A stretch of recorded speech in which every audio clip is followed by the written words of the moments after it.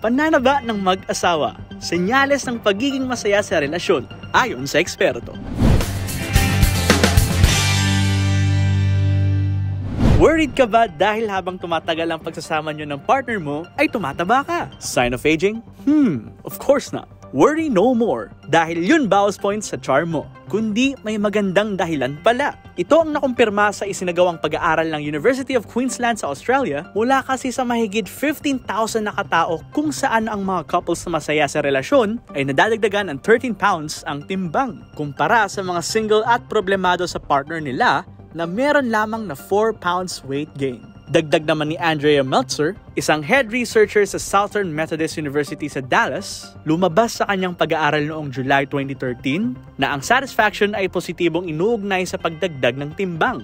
Sa data naman mula July 2005 hanggang 2014 na inilabas mula sa compilation ng mga dalubhasa, kapag ang couples daw ay nawawala na sa stage na mas kailangan ang pagkakaroon ng attractive looks at pagiging slim, mas nagiging komportable sila sa hobby na eating more with their partner. Now you know. Kaya kung tumataba, huwag mong masamain yun. Dahil ang ibig sabihin lang nun ay you are in a happy relationship.